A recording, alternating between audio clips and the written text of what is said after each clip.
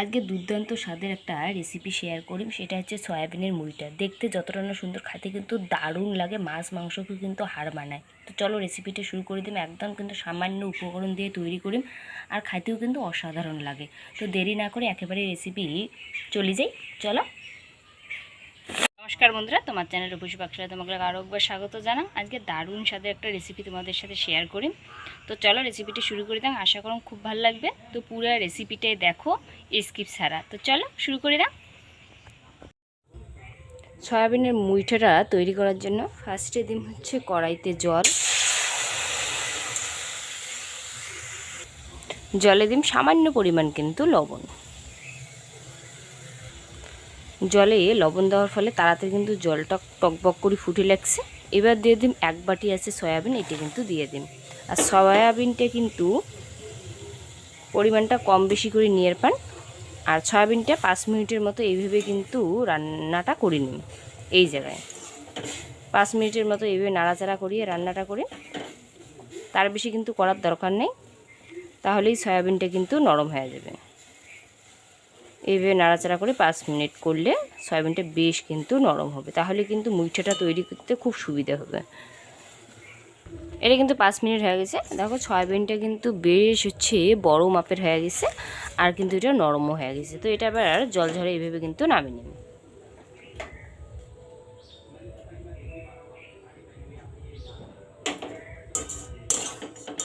সয়াবিনটা কিন্তু নামার পর এইভাবে কিন্তু জলটা আরও যতটা সম্ভব বের করা ততটা কিন্তু বের করে নেবে, এইরকম করে, যাতে জল না থাকে সয়াবিনটায়। এইভাবে কিন্তু সবগুলো করে নিন। সয়াবিনটা ভালো করে জল ঝরার পরে এইভাবে কিন্তু ভাঙে নিন। যেহেতু এটা নরম আছে, খুব সহজেই কিন্তু এটা ভাঙা যাবে। এইভাবে হাত দিয়ে কিন্তু এটা খুব সহজেই ভাঙা যায়। এরকম করে কিন্তু ভাঙিয়ে নিন যতটা সম্ভব। আর যদি মিক্সার থাকে, মিক্সারে অবশ্যই একবার যদি ঘুরিয়ে নেওয়া যায় তাহলে কিন্তু এটা হয়ে যাবে, আর বেশি কিন্তু করার দরকার নেই। এইভাবে কিন্তু করে নিন। যেহেতু নরম, সময়টা কিন্তু খুবই কম লাগবে। এভাবে হাত দিয়ে একটু করলেই কিন্তু তাড়াতাড়ি হয়ে যাবে। সয়াবিনটা কিন্তু ভালো করে মাখিয়ে নিছো, একেবারে কিন্তু মিহি করে মাখিয়ে নেওয়া, একটু হচ্ছে এরকম আছে।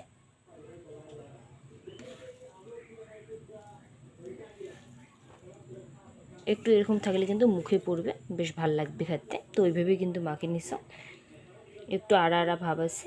আর এবার দিয়ে দিন হচ্ছে মুসুর ডাল বাটা, এটা এবার দিয়ে দিন। এবার দিন হচ্ছে সুজি 2 চামচ, ফার্স্ট 1 চামচ দিয়ে দিন।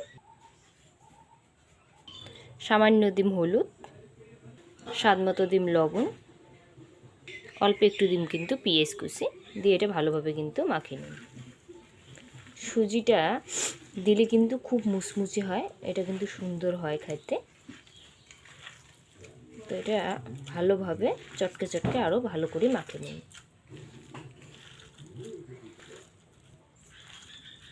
এটা কিন্তু ভালো করে মাখিয়ে নিচ্ছ। এবার কিন্তু মুইঠাটা তৈরি করে নিন। মুইঠা মানে হচ্ছে 1 মুঠ। তো হাতে যতটুকু ধরবে 1 মুঠ, সেইভাবে কিন্তু মুইঠাটা তৈরি করা লাগে। তো এইভাবে কিন্তু মুইঠাটা তৈরি করে নিন।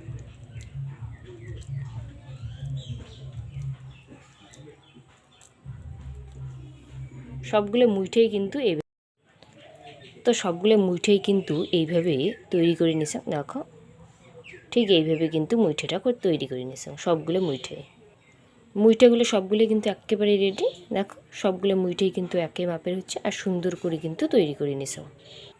এবার মুইঠাটা ভাজার জন্য তেলটা কিন্তু বসিয়ে দিলাম। তেলটা কিন্তু ভালোভাবে গরম করে নেওয়া লাগবে, তবেই কিন্তু মুইঠাটা সুন্দর হবে ভাজা। তেলটা কিন্তু খুব ভালো করে গরম করে নিয়েছে। এবার কিন্তু মুইঠাটা একে একে ভাজি নিই।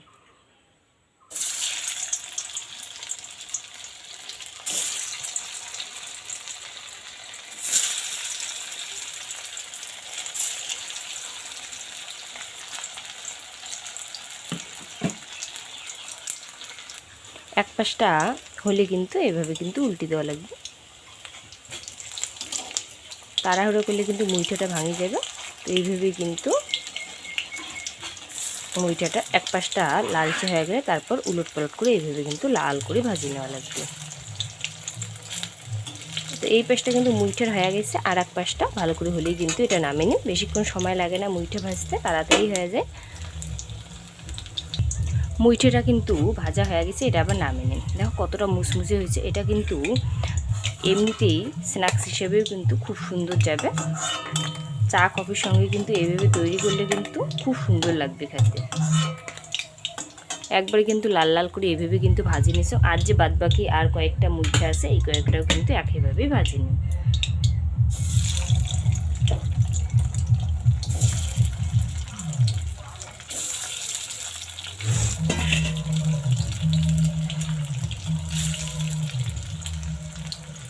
আর যে বাদবাকি 3টে মুইঠা ছিল, ওই 3টেও কিন্তু ভালোভাবে ভাজি নিছো। তেলটা খুব বেশি গরম হওয়ার ফলে কড়াইটা একটু লালচে হয়ে গেছে। তো সবগুলো মুইঠাই দেখো কত সুন্দর ভাজা হচ্ছে, একদম মুচমুচে কিন্তু। এবার এই তেলতে কিন্তু রান্নাটা করে, আর তেল দেওয়ার দরকার নেই। ফার্স্টে দিন হচ্ছে পেঁয়াজ কুচি,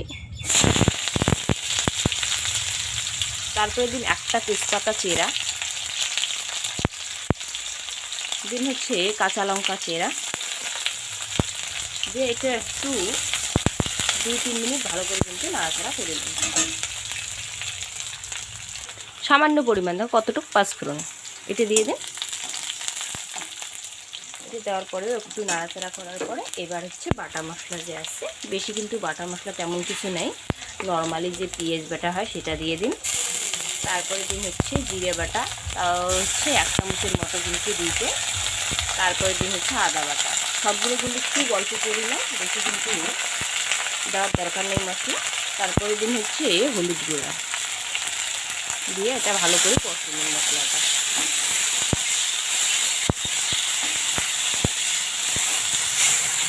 এবার দিন হচ্ছে লঙ্কা গুঁড়া, ঝালটা কিন্তু নিজের স্বাদ অনুযায়ী।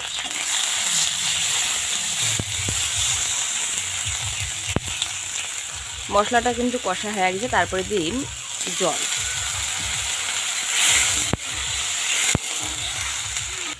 এবার দিন হচ্ছে স্বাদ মতো লবণ, যেহেতু মুইঠায় আগে লবণটা দেওয়া আছে তাই একটু বুঝিয়ে দেওয়া লাগবে। এবার দিন হচ্ছে বিলেতি ধনেপাতা, এটা নর্মাল ধনেপাতাও কিন্তু ব্যবহার করা যায়, হাতের কাছে যেটা থাকবে সেটাই ব্যবহার করবেন। তো ঝোলটা কিন্তু খুব সুন্দর ফুটছে, দেখো দারুণ ফুটছে। এবার কিন্তু মুইঠাগুলো যে আছে এটা কিন্তু দিয়ে দিন একে একে।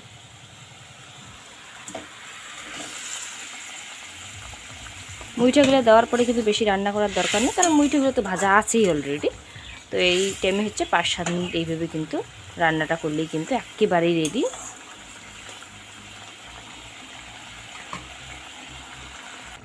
একদম কিন্তু হালকা আছে 5 মিনিটে রান্না করে নিয়েছি, দেখো এটা কিন্তু একেবারেই রেডি। এই টাইমে সামান্য পরিমাণ দিন একটু ঘি, এটা কিন্তু দারুণ লাগে। এই সয়াবিনের মুইঠাটা একবার অবশ্যই ট্রাই করবেন, ট্রাই করলে বুঝবেন যে কতটা এটা টেস্টি হয়। সয়াবিন কিন্তু সচরাচর অনেকেই পছন্দ করে না, তো এইভাবে যদি রান্না করলে অনেকেই কিন্তু খুব পছন্দ করবে। আর যারা পছন্দ করে সয়াবিন তার তো কোনো কথাই নেই। তো একেবারেই রান্নাটা কিন্তু রেডি, অবশ্যই একবার ট্রাই করবেন। আর জানবার কিন্তু ভুলবেন না যে কেমন হচ্ছে, এটা দারুণ লাগে খেতে, অসাধারণ। আর আজকে কারেন্ট রান্না শুরু হয়ে গেছে, কারেন্টও চলে গেছে। তো যাই হোক, কীরকম ছবি আসি লাগছে ঠিক বোঝা যাওয়া লাগছে না। তো এটা হয়ে গেছে, এটা আবার নামিয়ে নিলে কিন্তু একেবারেই রেডি। খাইতে কিন্তু জাস্ট অসাধারণ লাগে। মাছ মাংস তো অনেকভাবে খাইছেন, তো এইভাবে একবার সয়াবিনের মুইঠাটা তৈরি করে খাবেন, দেখবেন জাস্ট অসাধারণ লাগে কিন্তু এটা খাইতে।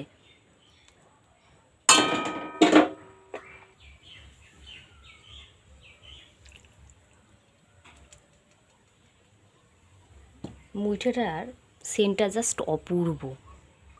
সয়াবিনের মুইঠাটা কিন্তু একেবারেই রেডি, দেখো একটুকু কিন্তু ভাঙে নেই, একদম গোটা গোটা আছে, দেখতেও কিন্তু জাস্ট অসাধারণ হচ্ছে, খাইতেও কিন্তু এটা দারুণ হয়। অবশ্যই একবার ট্রাই করবেন।